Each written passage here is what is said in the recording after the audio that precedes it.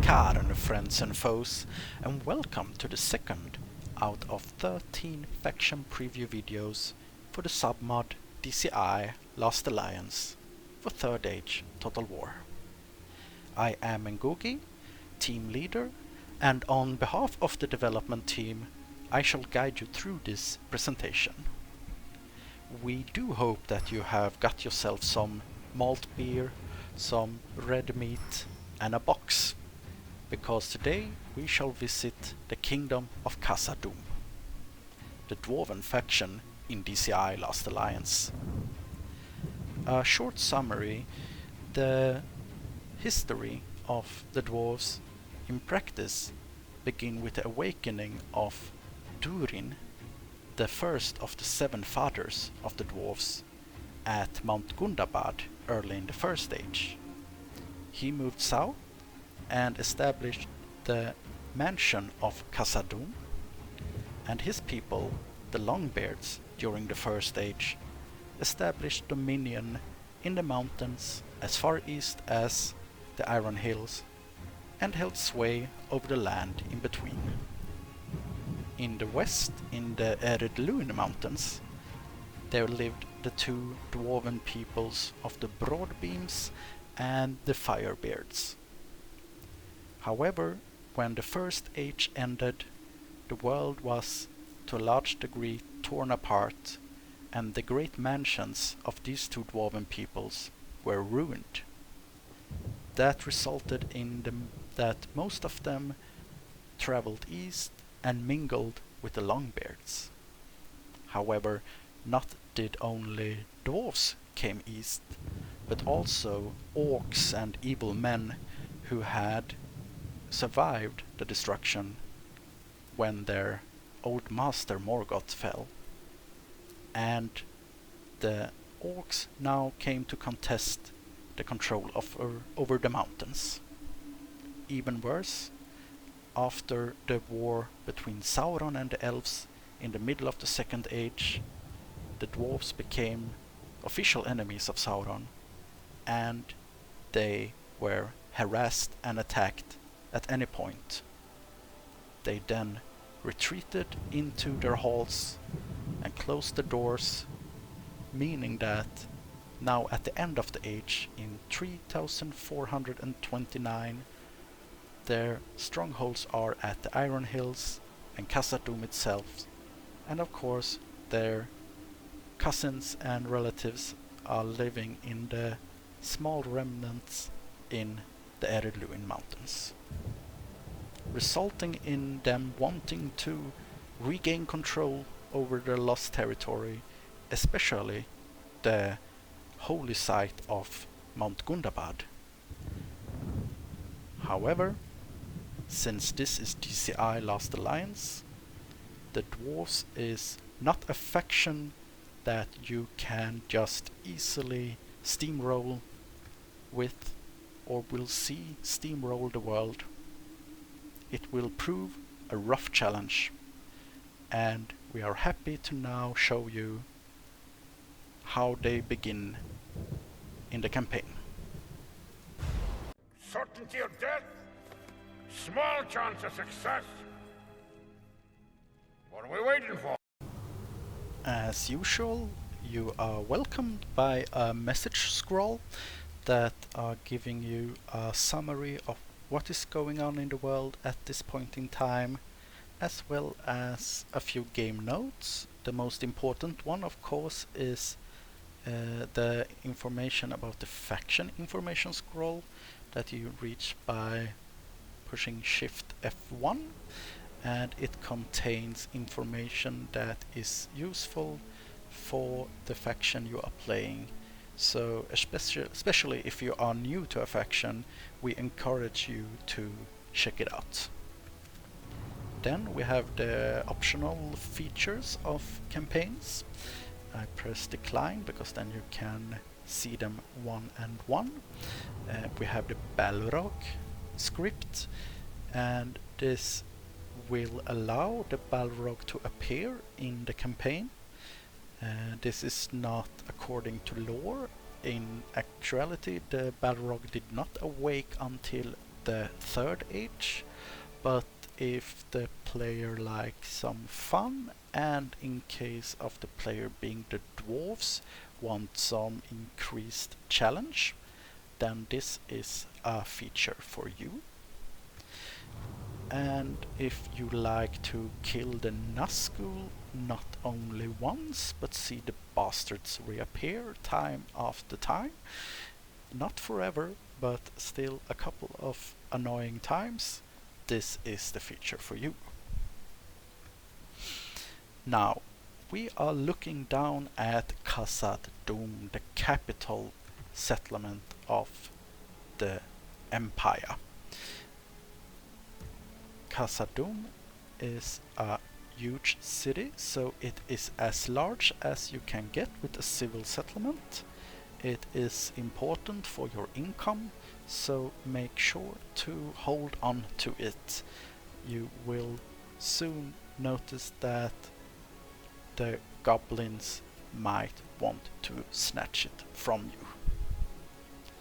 Meanwhile, in the east you have the Iron Hills, and the Iron Hills is a castle which is known as a stone castle in Third Age. It's simply castle in DCI. Being a military settlement, it will help you to defend against both the western intrusions of goblins as well as the Easterlings of Rune, who presumably will come knocking at your door sooner or later. As you can see, it is a custom model, and it is also a custom battle map created by Leo Civil UEFs from the alternative patch submod. Likewise, if we move west and are checking out the arid Luin mountains, we have the Khazad dum settlement that is also custom with a custom battle map. The last, and it has the size of a town. The last settlement that you begin with is Little Barastum, likewise a town, and it has the garrison starting outside the city, so when you're playing as the dwarves, do not forget that you own this settlement. Move out! And do not forget to move in the garrison. Now, a problem in Medieval 2 games with a large realm is the distance from the capital penalties, and they are twofold. You have the public order penalty from distance to capital, and you have the corruption penalty from distance to capital. Now, we do not want the player to suffer as much because the realm is starting so very divided. Instead, Witnavar, our script wizard, has created the Homeland mechanic. All the starting settlements is having one of these buildings. In the case of the western edge in the arid Luin mountains, it is the Khazad Western Homeland buildings. As you can see, likewise in Khazad dum, Khazad Western Homeland, and you can see on the map where are these settlements located. The white marks what regions will have this building. In the east, as we can see in Khazad dum, we have the Khazad Eastern Homeland, and on the map we can see all the regions who will have this, who has this building. Also visible, of course, in the Iron Hills. Now, what do the Homeland buildings do? our capital is Khazad dum, and we find that the western homeland building provides a law bonus of 35%. And in this case 25%. The Homelands operates on two different factors. The first is that if the capital is located in a region that has the eastern homelands, that is a eastern homeland, then the settlements who are western homelands get a law bonus. And vice versa, if the settlement that is the capital is found in any of the western homelands, then the cities in the eastern homelands get a law bonus. The second difference, and as you could see, is that distance to capital affects what size of law bonus you get. So Khazâd dum here is a little closer to Khazâd dum, meaning that it gets 25, a law bonus of 25, while Narg dum, who is a little bit further away from the capital, instead gets a law bonus of 35. And this helps to decrease the, or sorry, rather challenge the distance from capital penalty. You have a lot of law here now. It's 5% from the town watch and another 35 from the homeland building. So all in all you get 40 law, but you can see here the distance from capital is taken out by the bonus law from the homeland building. If we would make, for example, Narg dum the capital, as we can do like this, you would see that now suddenly Khazâd dum has no law bonus, but instead Khazâd dum, the eastern homeland building, will have 35. That's the distance between them that regulates that, while the Iron Hills, who are much further away, now has a 55 public order bonus. In this way we hope to enable the Dwarven realm to enjoy the distances instead of suffering them. Another mechanic in DCI Lost Alliance is not tied to the dwarves themselves, but it is most obvious when you are starting a campaign as the dwarves, and that is the cavern settlement mechanics. It has been developed by Vitnavar for DCI and is there to tackle the issue of custom settlements and upgrading settlements. There is a limitation in the Medieval 2 game and engine that prevent you from, in a normal manner, upgrade a custom settlement, because you would lose it, the battle map, in favor of a generic one. As we can see in Khazâd dum, this is a normal generic settlement. It has the normal generic icon for that kind of settlement. The thought is that this represents a human settlement in the region, while the dwarves are living under it, underground, or in the region around.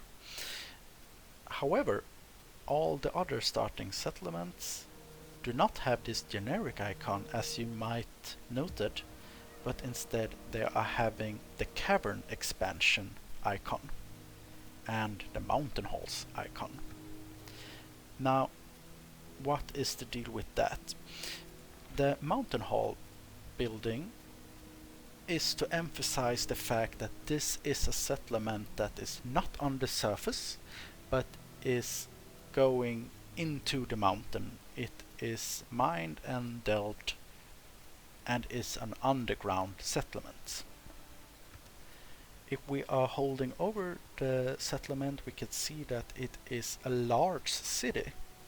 However, if we are checking the cavern, it says town. What sorcery is this, you might ask? And this is the thing. Technically, the settlement is a large city. However, in practice, it is a town. The buildings you are able to construct in this settlement depends on what size do the cavern expansion tell you the settlement is. So, if the cavern says town, you can build the buildings in a town. If it says large town, you can upgrade the buildings to those you can construct in a large town, and so it goes on. The caverns do not expand. You cannot upgrade it according to the normal mechanics, the normal processes. Meaning that usually you would look at the settlement and you would know this is how large the population is, and you can see how much more population do I need before I can upgrade this settlement. The caverns do not care for the amount of citizens. The population do not dictate when you can upgrade a cavern settlement. The concept behind that is that the citizens, the dwarves in this case, are always mining and extracting new halls. They are expanding slowly but at all times. So the settlement, the underground settlement, grows when enough new halls has been dug out, not depending on how large is the population living in these halls. How then will you know when you can upgrade? Well, as you are informed in the mountain halls building, you can press Shift C to know about the approximated amount of turns before you can upgrade. So if I push Shift C, we get the scroll that tells us that to every mountain halls settlements, thus one with a cavern, you have now got an extra building temporarily that gives us the information we need. And so we can see at the end here we suddenly have a new building, and it says that in between 80 to 120 turns you will be informed that the cavern can now be upgraded from a town to a large town. And this is the same in all of them. If we are looking here at the Iron Hills, we will be informed that, well, it will take at least 120 turns until it can be upgraded from a castle to a fortress.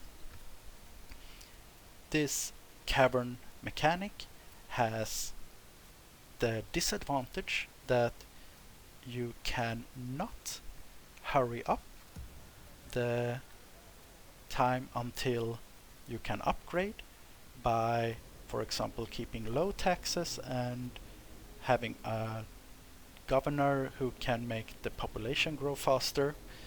However, it has the advantage that you can now, for example, keep high taxes, and you will not have a penalty for a low population. You can still upgrade a settlement in a sufficient amount of time. Likewise, this allows us to have settlements who in practice are at a town size and see it upgrade many levels, and for all this time maintain the custom battle map, the custom settlement in the campaign. So, now we have gone through all of that, we shall have a look around at our starting generals. And we know that the faction leader is King Durin, and King Durin of course starts in his royal chamber at Khazad dum. He is a good military commander. He has the authority through the roof. You will not have to fear that any of your generals should become a turncoat with this amount of authority. He has the ancillary of King of Khazad dum that increases his authority, and he has the Ring of Durin. It is gaining him some mining income, some tax income, some looting bonuses, and also a slight unrest, because while the Ring of Durin might not have been gained through Sauron, the rings still had a greedy impact on the wielder or bearer, and making him earn a lot of money, but it's not always popular when you try to squeeze out the extra tax coins from your population. Of course, he has a Mithril West as well, making him a powerhouse. Now, Durin has a biography, of course. You can read that as you will play the game. He has a special ability on the battlefield named Asagal. You will encounter this later on when we are having a closer look at the generals on the battlefield. He also has the House of Durin trait, because he may be Durin, but he is also a descendant of the first Durin. They believe in reincarnation, the dwarves, if you didn't know, so this Durin is claiming to be, and is perceived at least to be, the reincarnation of the first Durin who lived in the First Age. Durin, in turn, has two sons, and the first one is Regin, who begins close to his uncle in the Iron Hills. Regin is starting as the war chief of the Khazâd. He also has the Asagal special ability. He is the heir, has the next heir ancillary, but this little feature should be of some interest. It is the House of Durin trait. This is inherited by direct sons, meaning that if you later on will have daughters and they will marry other generals, these generals and their descendants in their turn do not have this trait, and this trait helps the general to earn the throne on one hand, and it will allow those of us who like the role-playing aspect to keep track on, is this character, is he a real heir of Durin, or is he married into the family? Let me see. Then we have Regin's little brother, Burin. Burin is likewise having the traits. Nothing really special about him otherwise. King Durin has his brother Fundin, who is the Lord of the Iron Hills with a special ancillary for that. He has the special ability Defensive Stance, and he is also quite a stern dwarf. He is a good defender,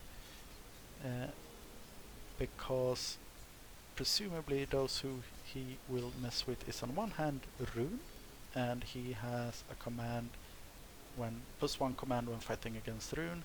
However, he doesn't like the Northmen either, so in case the Northmen of Rovanion would push a fight, he would welcome that. In the west, we encounter 2 generals who are not part of the royal family, but instead represent the native peoples, we might say. We have Frar, who is the Firebeard Lord, who have a Dwarven ring, the Firebeard's ring. Its effects are slightly less beneficial than Durin's ring, because these other rings are for sure granted them through the machinations of Sauron, and thus are a little bit more corrupted by him. Durin's ring might have been given by Celebrimbor himself, so that ring is slightly less disadvantageous. Now, of course, the Ered Luin Dwarves has a more complicated history with the Sindar Elves, so Frar dislikes Lothlorien, and he would be happy to see a fight. His colleague, if you might say, Gamil, is the Broadbeam representative, is having the Broadbeam's ring, but he is also the guardian of Ered Luin that grants some command and tradition. Tradition being what is called obedience in Third Age. Tradition increases happiness from the same culture, the population of the same culture, unhappiness from population from other cultures, and it decreases wastage. So this is a good trait to have if you want to boost income. Now, he also has a special ability and is overall a good defender. We will have a closer look at him as well as the other generals in a short while, when we are checking out the battle map models of our generals. But let's jump on and check out some unique features of the dwarves, and let's give ourselves some more light while we are doing this. Here you can now see the map as it looks at turn 1. The dwarves will have a quite obvious difference from other faction in that you have the barrack, you do not have the stable, but that you are used to. However, you do not have a missile range. You do not construct a special building to acquire missile units in case of the generic one. I will get to that very soon. Instead, it is so that when you are building the barrack, you at stage 2 will acquire the Khazâd archers, because as you will see when we are looking at the roster, the Khazâd archers are more or less normal infantry handed a bow. This since, while they are not very well trained at using a bow, even a dwarf can understand that when you're fighting on the surface, a bow is a useful tool of war. Don't tell the elf. Secondly, when we are at Khazad dum, of course, we are having a special building in Khazad dum representing the settlement itself, and this allows a retraining cost reduction by 20%, so if you need to retrain a unit in Khazad dum, it will be much cheaper to do it here than elsewhere. Also, this building allows you to train Durin's Chosen, and Durin's Chosen is a elite unit, and it is only available in Khazad dum. This elite unit you do not start with one. It takes a little bit of time before it takes 25 turns before you can get it. It is expensive, but it is very good. However, it do not have free upkeep, so you cannot just spam them in Khazad dum and defend the settlement in that way. Secondly, in Khazad dum you of course have the ability to build a mithril mine, and you have mines, mining network, and the third level of mines is the mithril mines, meaning that the mithril mines, the third level of mines, can only be constructed in Khazad dum. Nowhere else in the world can you construct a third level of mines. This in difference to Third Age, where the mithril mines was rather a fourth level of mines, not a third. In case you activated the Balrog, however, you better be careful. Once you have constructed the mithril mines, it gives you a lot of income, but it comes with peril. If we are looking eastward, the Iron Hills allows you to construct the Orokarni shelter. The Orokarni shelter will make Orokarni warriors, who we will look closer on later on. They are, I can say already now, infantry with maces, and you will get the Orokarni archers. The Orokarni archers are skilled archers, so they are very appreciated. However, this building, the Orokarni shelter, that really represents traveling bands of dwarves from the east, can only be constructed in the Iron Hills, in Saunic, in Romen, and perhaps in Aini. I do not recall that at the moment, but it is a building that is limited to the eastern provinces, so it is a eastern feature. Also, and this must be pointed out, in the realm you can recruit the minor militia. This is the basic, the most basic unit, the first tier unit, and it is not that good, but it is fairly cheap, so it balances out. However, in the Iron Hills and in Erebor, if you capture Erebor, in Iron Hills you do not get minor militia. That unit is replaced with the Iron Hill veterans. The Iron Hill veterans have better equipment and better stats in general. They are replacing the minor militia. So instead of recruiting minors, you recruit these veterans.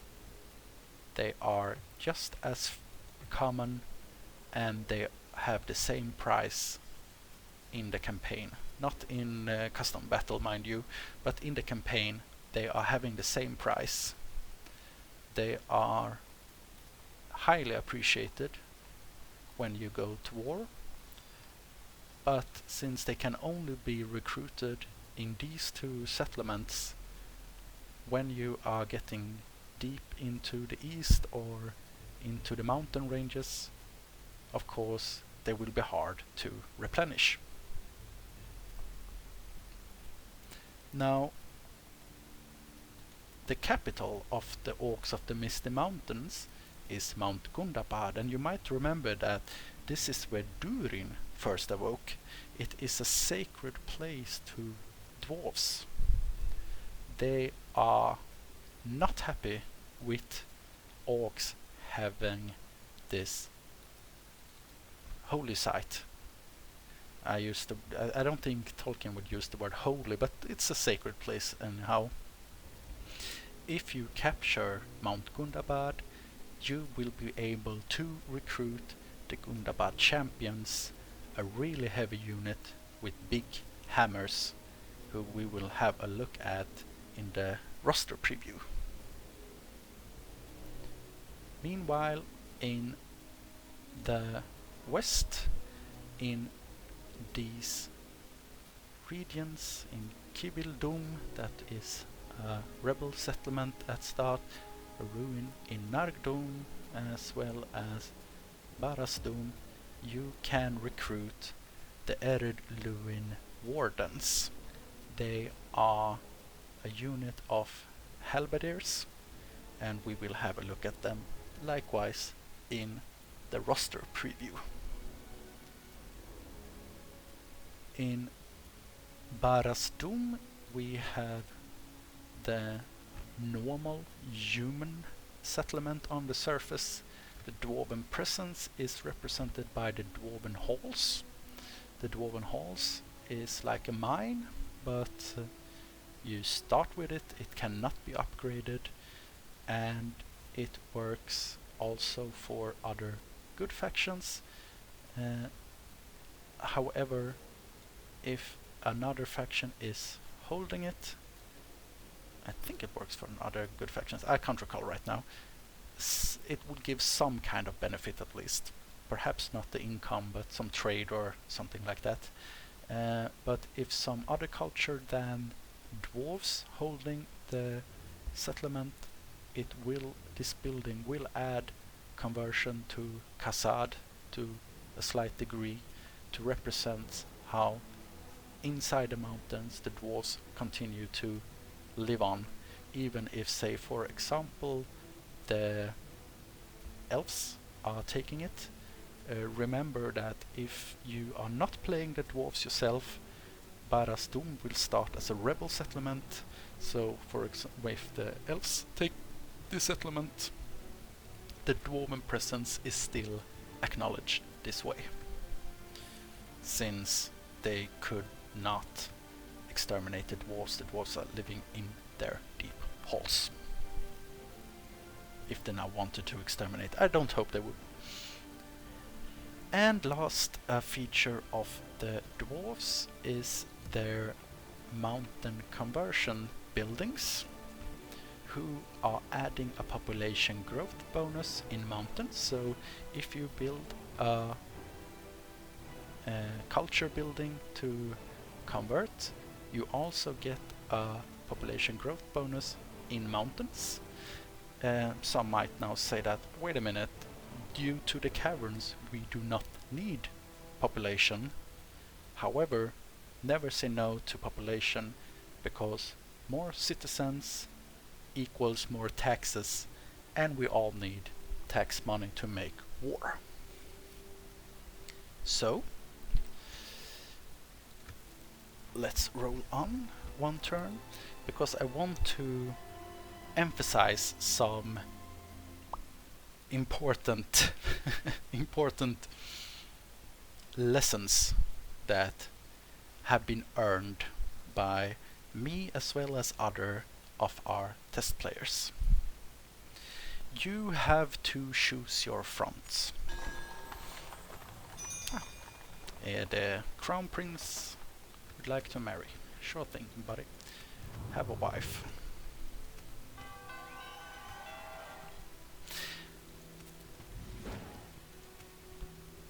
Alright, now this is the situation as we are reaching turn 2. As you can see, the AI has now gained their conquests, so that you now can see what are the options you have to consider when you are playing the Kingdom of Khazad dum. Rule number 1, choose your front, at most fronts as in 2. If you try to hold up multiple fronts at once, you will die. Bye bye dwarfs. You cannot advance everywhere. Your economy will not allow it. You will experience you will see economical ruin, and then your enemies will flood you and conquer your kingdom. Secondly, manage your economy. The dwarves are very good soldiers, but they are very expensive soldiers. If you shall maintain an army, you will need a strong economy. Do so by making sure that you construct mines. Gladly, most of your settlements will allow you to boost up your mines. But of course you can always care to expand your farms.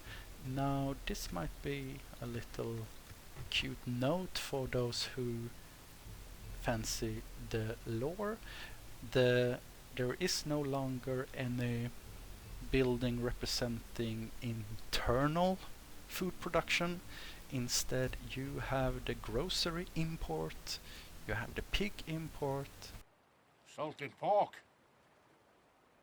the goat import, and the cattle import, representing how the dwarves trade for their food rather than producing it themselves.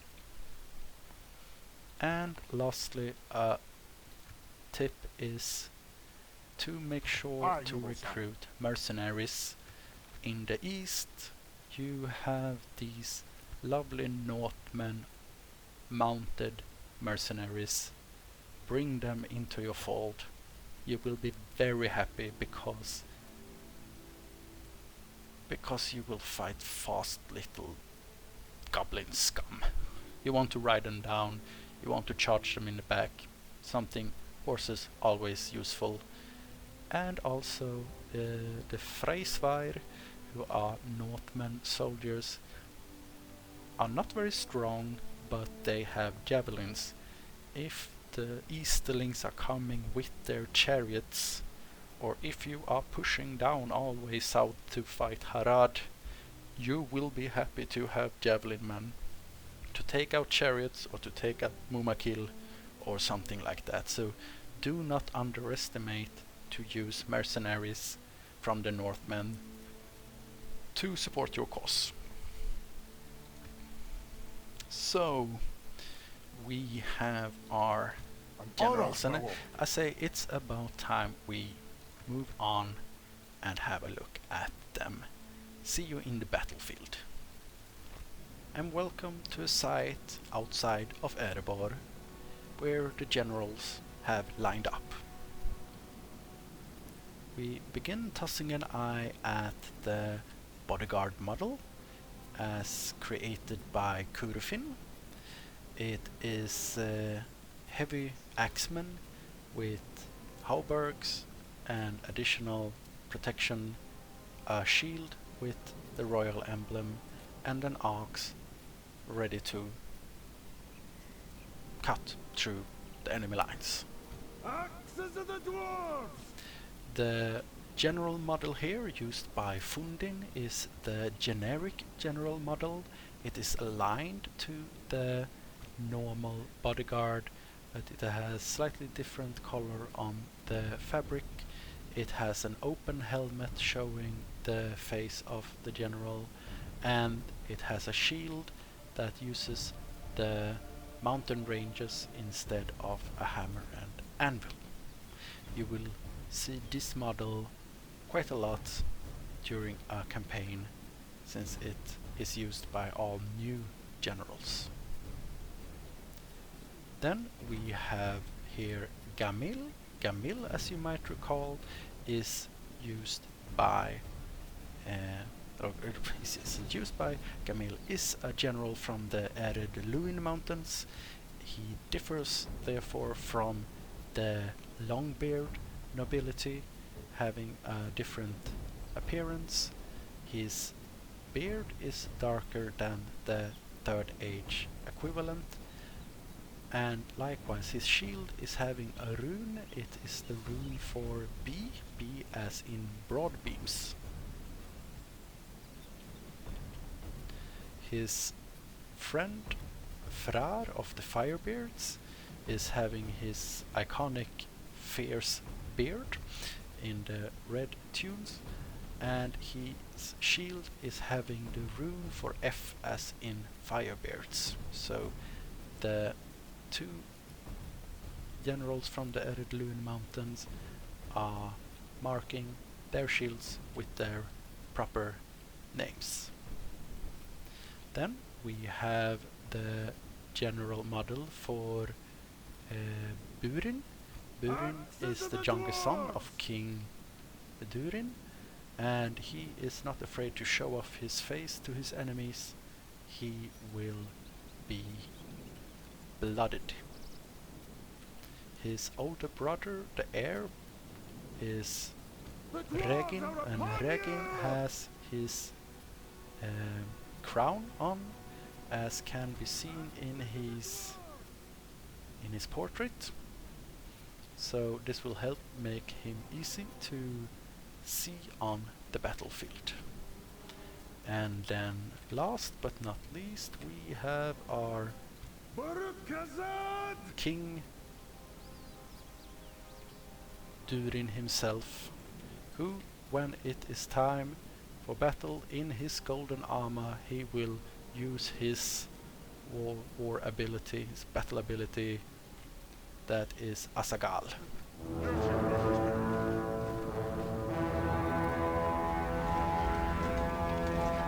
And I know there are some of you who like the sound of that. And welcome to the roster of the Kingdom of Khazad dum. We begin in the front row with the first tier minor militia.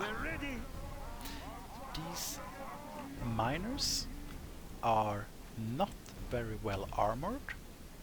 They are not having much of an attack.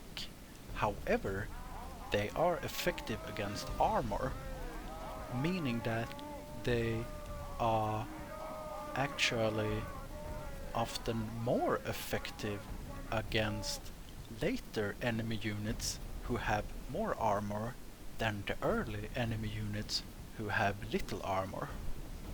This can make the unit seem less efficient than they actually can be over a campaign, but they will have to carry the label of being the closest to a throwaway unit in the Dwarven army. On the same line as the miners, we of course have their equivalent, the Iron Hill veterans, but as we can see, it is a big step between these two units, even if the Iron Hill veterans take the place of the minor militia in the campaign. The minor militia has a total defense of 8, where only 2 is armor, while the Iron Hill veterans have a total defense of 14, with 6 armor and a 5 in attack. So these guys are like 1 or 2, I would rather say 2 tiers above a common minor militia. And if you remember, in the campaign you get them for the same price, not the same price in a custom battle, we have kept balance there, but you will enjoy that in the campaign. And of course they are wearing a mail and a helmet, something that is not used by the common miners, but they both are having methods who they are using to cut down enemies. Likewise, of course, armor piercing ability. Then we are having the second tier, and here are the spearmen. Now we are dealing with a unit that should really be called anvil. That was the word I was looking for. The anvil of the Dwarven army. This unit will be common, and they have a lot of defense.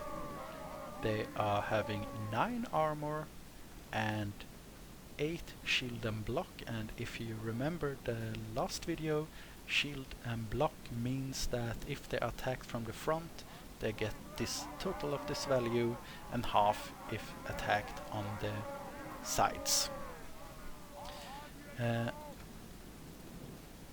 They are, as spearmen, efficient against enemy cavalry, as you could see, and they have a good morale and a good stamina, but what you really want to do with these guys is to put them in a front line, hold it so you can move other units around.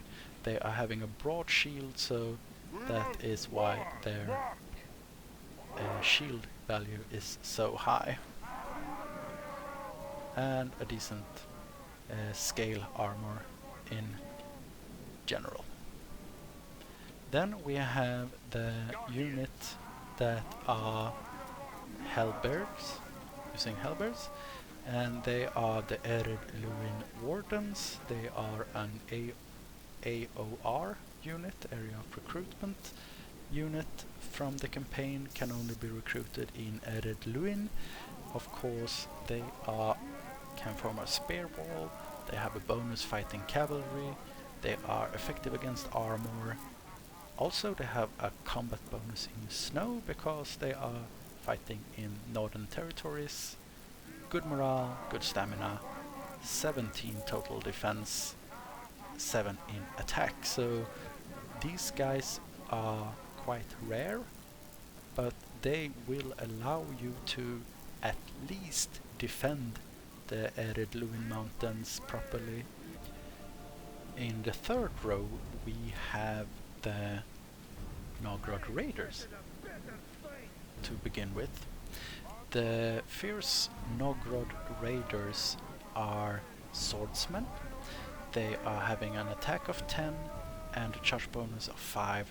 However, they do not have an armor piercing ability. They are having a total defense of 16 with an armor of 9.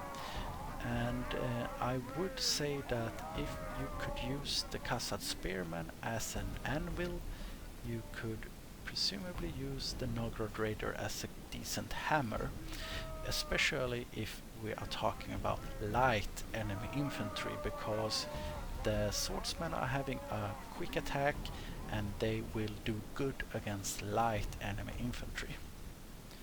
Another advantage is the background story to the Khazâd Raiders. Khazâd, as many of you will know, had a war against the Sindar kingdom of Doriath in the first stage, and they even sacked the kingdom and the capital of the Sindar. So the Khazâd Raider has the advantage of not suffering any penalties in forests. This is a feature that they share only with the Dwarven volunteers we will get to later on, but in the standard army only the Khazâd Raiders will not suffer a penalty to defense when fighting in woodland. I have the eyes of a hawk and the ears of a fox. Oh. Next to them stands perhaps the backbone of the Dwarven army. We are having the Khazâd Axemen. They are effective against armor and have attack of 7 and a charge bonus of 6. Their total defense is 15 with 6 in armor. These guys will be able to cut down much, if not most, of all armored enemies that comes against them. They complement the Nagrod Raiders quite well, because while the Khazad Axemen will help you take out armored foes, then after the Nagrod Raiders can cut down the light enemy infantry. So, and they are clad in mail and sometimes with additional pieces of small plates that are added over their outfits. On the same row here I did put the Orokarni infantry, and these are Orokarni warriors. These eastern dwarves are fighting in fully clad in mail armor, or as we can see on some of them, also scale armor. They can make shield wall, they are effective against armor, excellent morale. They have a total defense of 22 with 9 armor, but very high values in the other. They have a 10 in attack and a 6 in charge. So they are highly skilled fighters. However, they are only available in the far northeast corner, so they will not be too common in a campaign. But these are quite fun little bastards to throw at your enemy. Then we have the top generic 3 the level. These are the Belegost Dragonbanes. Just like the Nogrod unit, these represents dwarves from Ered Luin. In the first age, dwarves of Belegost became renowned for fighting against Glaurung and other beasts at a great battle, the 5th Battle of Beleriand, and so the Belegost heirs in the Kingdom of Khazad dum are honoring this heritage by wielding great axes. They are of course thus effective against armor, have a very powerful charge, and an attack of 8 with a charge bonus of the attack of 12 with a charge bonus of 8, so they are really nasty. If they get in a charge, not much will stand against that. Their total defense is 21 with little shield and block capacity, but with a high armor, making them very, very good. In general, they just has to be a little bit careful when fighting against opponents with armor piercing. But these black-clad beasts will fight about anything that is usually hard to take out and prevail. However, since as usual effective against armor is a part of their strength, they should not be wasted against enemies with little armor.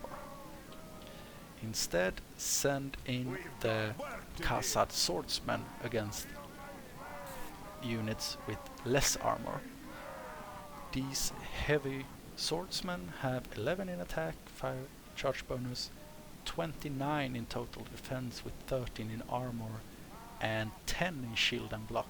So these guys can fight most things, especially if they are attacked from the front. But since they are not having armor piercing, you should perhaps put them against enemy infantry rather than enemy trolls, for example. But as you can see, these are heavy infantry, among the heaviest in the game of normal units, with broad shields. here I take the time to present the Khazâd archers, who more or less are the same. It's like if they had taken Khazâd axemen and forced them into service as archers. They are having about the same outfits, but instead of wielding axe and shield in their basic style of warfare, they are shooting with their bows. They have a missile attack of 4, which is a normal damage point in the game, but as discussed last time, there are no big differences in the attack value of archers in DCI. The difference is, can they hit their target? And in the case with the Khazâd archers, these guys are not marksmen. They have basic training. If you have read The Hobbit, you will know that the dwarves there, they can use a bow, they can just not hit anything.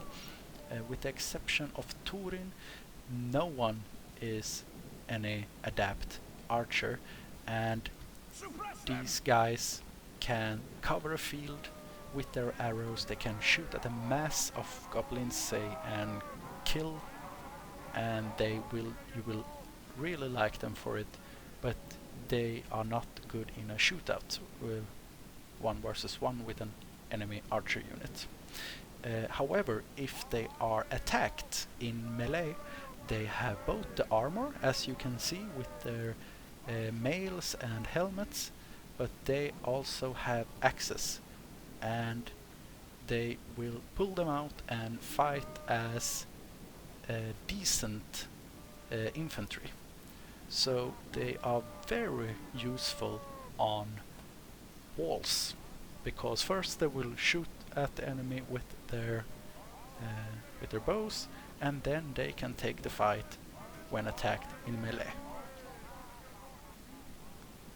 If we compare, because we are looking at the archers with their 4 in missile attack and their 11 in total defense, we have the Orokarni archers. And the Orokarni archers are having 1 extra in missile attack. They have a lesser melee attack because they have only knives, so they are not as competent in melee, but they are having far greater range. They are not so much better marksmen, even if they are better trained than the Khazâd archers, but they are using composite bows, so they have better range and slightly better attack, and they hit somewhat better, making them overall extremely valuable.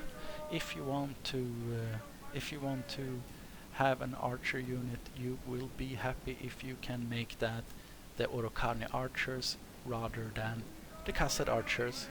Unless you are supposed to be defending the walls, then you will be happy to have the Khazâd archers, since they will pull out their axes. Then we have these light blokes, and all units so far here has been created by Kurufin. This unit is created by Olaf Memory, however, and these guys are the Dwarven volunteers. They are available if you are going on a Tolakare, meaning the so-called counter invasions of the good factions. So these volunteers will be available not only to the dwarves, but also to good men and elves who are marching against an evil settlement. They are quite light. They only have 1 in armor, some defense skill, some shield and block skill, but of course they have an attack of 5 together with armor piercing ability, making them very good to act as flank and back opponents. What I'm meaning is These guys are not supposed to be an anvil. Make them a hammer, let them run around the enemy and attack in the side, and they will cause some damage. As noted, they will not survive long if they are supposed to hold a front line with their low armor, and they will have an issue with missile fire, but they will be a neat addition if your army is marching against Mordor. Then, just for the fun of it, I'm showing some.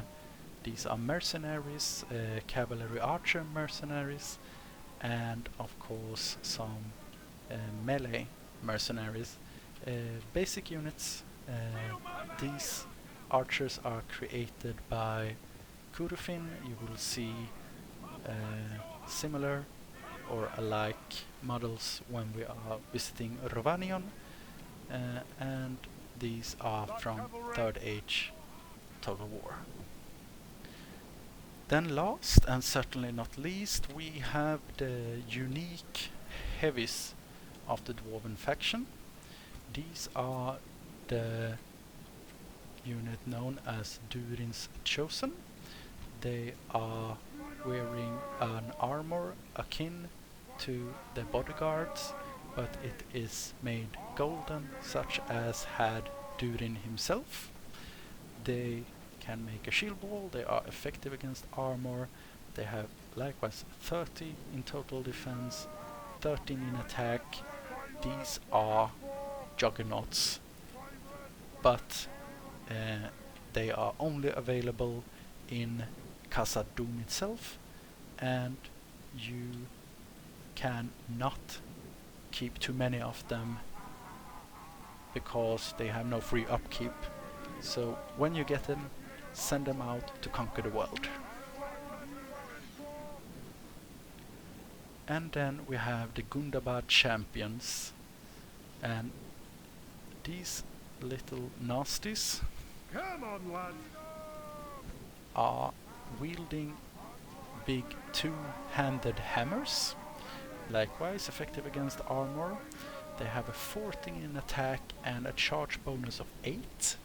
They have a total defense of 24. If we compare this to Durin's Chosen, it is a slightly better attack and a slightly worse defense. However, however, we shall not miss this little part. They have 2 hit points, making them twice as durable in battle as any other unit. You will have to fight your way to get Mount Gundabad, but once you get Mount Gundabad, from the 2nd level barrack, you can instantly get your hands on the Gundabad champion, meaning that you presumably will enjoy taking it and the effort on that way. And I take this moment to provide some proper credits. We have, as said, Kurufin behind the units. We have Earl of Memory behind the volunteers. We have Araval behind the general models. And it is a good moment to add to this. Araval has our thank you for his portraits, as you have enjoyed, like Durin and Regin and Burin and the rest. These are crafted by Araval. We see some dwarves getting smashed here. Well, he has not only made the portraits, he has also made all our unit cards, as we see here. Our men are winning the battle. If we continue like this, we will smash the enemy.